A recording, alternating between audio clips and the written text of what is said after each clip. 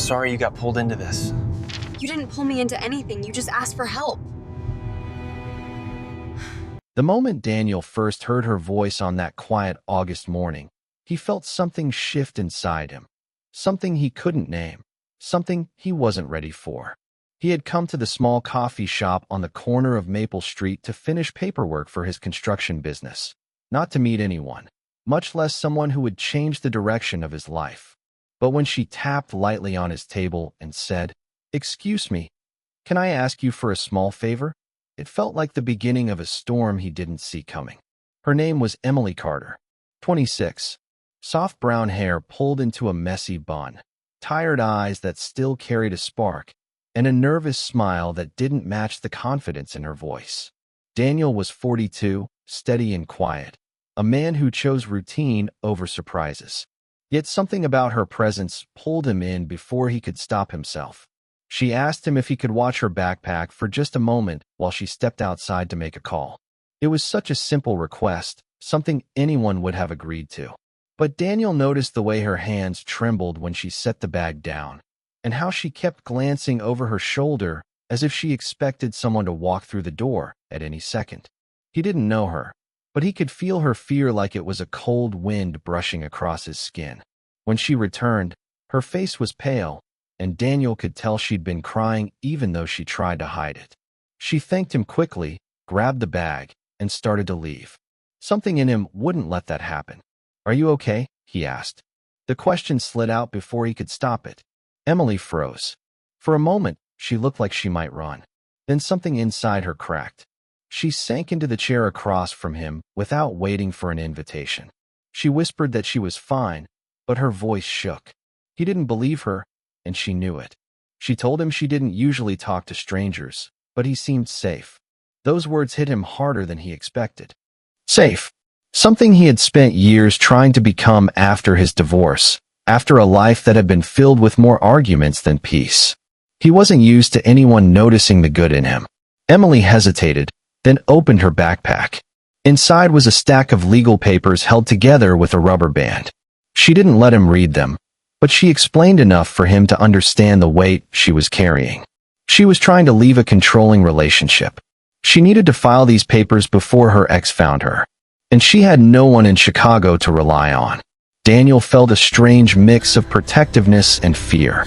He had known her for only minutes, yet the urge to help her was overwhelming. Maybe it was the way her voice cracked when she said she didn't want to go back. Maybe it was the trust she placed in him without reason. Or maybe it was simply that he had been lonely for too long, and something in Emily's brokenness reached the quiet places inside him. Then she asked him the real favor. "Could you drive me to the courthouse? Please.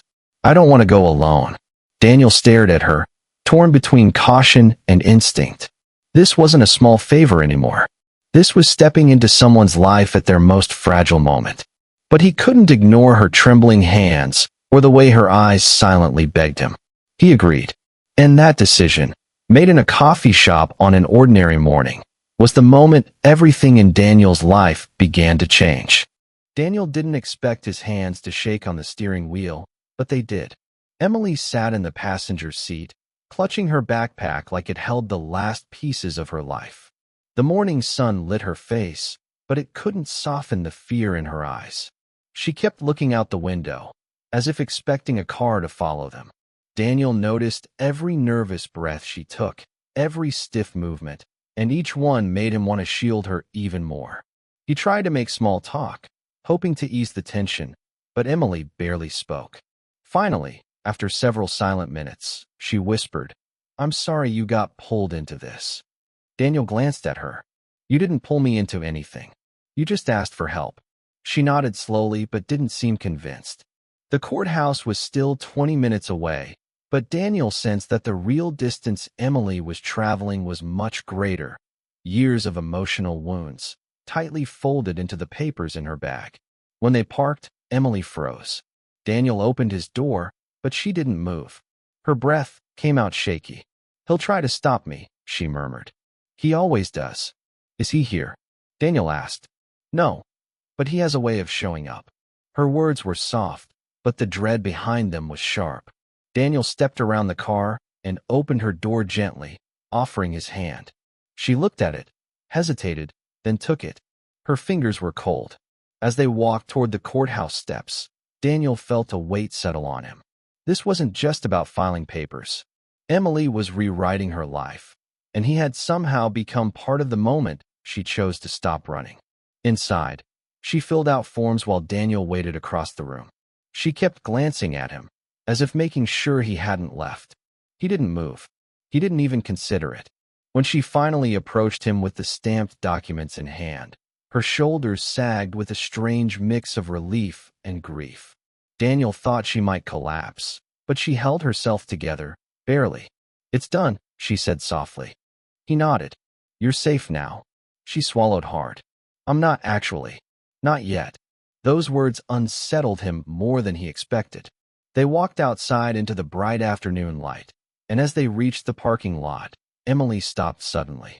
Daniel followed her line of sight and saw a black SUV idling near the exit. A man in sunglasses sat behind the wheel, staring right at them. Emily's voice dropped to a trembling whisper. "That's him." Daniel's pulse spiked. Emily stepped closer to him, fear tightening every part of her body. The SUV engine revved slightly, the sound too intentional to ignore. "Get in the truck," Daniel said quietly, steady but urgent. Emily nodded, her breath quick and shallow. Daniel didn't know what he was stepping into, but he knew that walking away wasn't an option anymore. They climbed into his truck, and the moment Daniel started the engine, the SUV pulled forward slowly, following them out of the lot. Emily pressed into the seat, her voice cracking. "He's not going to stop." Daniel gripped the wheel. "Then I won't either." For the first time since he met her, Emily looked at him not with fear, but with trust. And that, more than the man behind them, made Daniel's heart race. Because now this wasn't a small favor.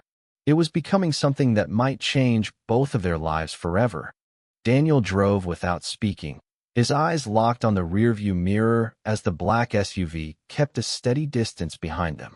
Emily held her backpack tightly against her chest, her breathing shallow and uneven.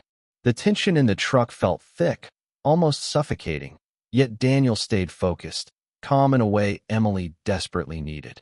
He didn't go straight home. Instead, he turned down a series of small residential streets, hoping to lose the SUV. But every time he thought he'd shaken it, the dark vehicle appeared again at the end of the block, never speeding, never honking, just watching, following, waiting. Emily's voice finally broke through the silence. "Why are you helping me this much? You don't even know me." Daniel kept his eyes ahead. Sometimes you don't need years Hold to on, know Emily. when someone I needs won't let them protecting. take you. Her eyes softened, the fear inside them shifting into something closer to gratitude, and something deeper, something Daniel wasn't prepared for but couldn't push away. He pulled into a public park, crowded enough to feel safe. The SUV didn't follow this time. It drove past slowly, continued down the road, and disappeared. Only when it was completely gone did Emily finally exhale, her whole body trembling with release. Daniel parked under a tree. Emily didn't get out. She stayed there, staring straight ahead, her voice barely above a whisper. "He won't stop. Not today. Not tomorrow. He's the kind of man who hates losing control." Daniel turned toward her. "You're not alone anymore." The sincerity in his tone startled her. She looked at him, not as a stranger, but as someone who had already become part of her survival. Her eyes filled with tears, but these were different from the ones she shed earlier. These were the kind that come when someone finally lets go of the weight they've been carrying alone for too long. She reached for his hand. Her fingers trembled, but her touch was warm. "I didn't mean for you to get dragged into my life like this," she whispered. "But I'm glad you were there." Daniel squeezed her hand gently.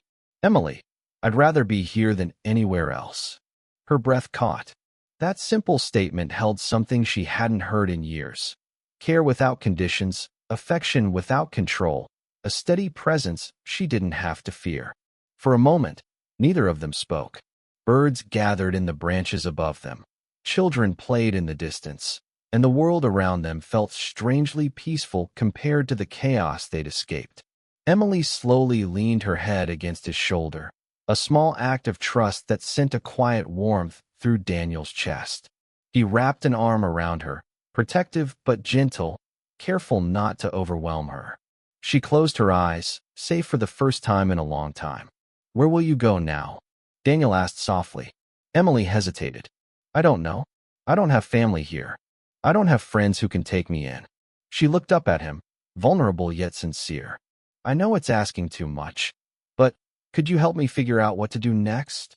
Daniel studied her, realizing that somewhere along the drive, somewhere between fear and courage, this had stopped being a favor and had become a choice, a life decision, not just for her, but for him.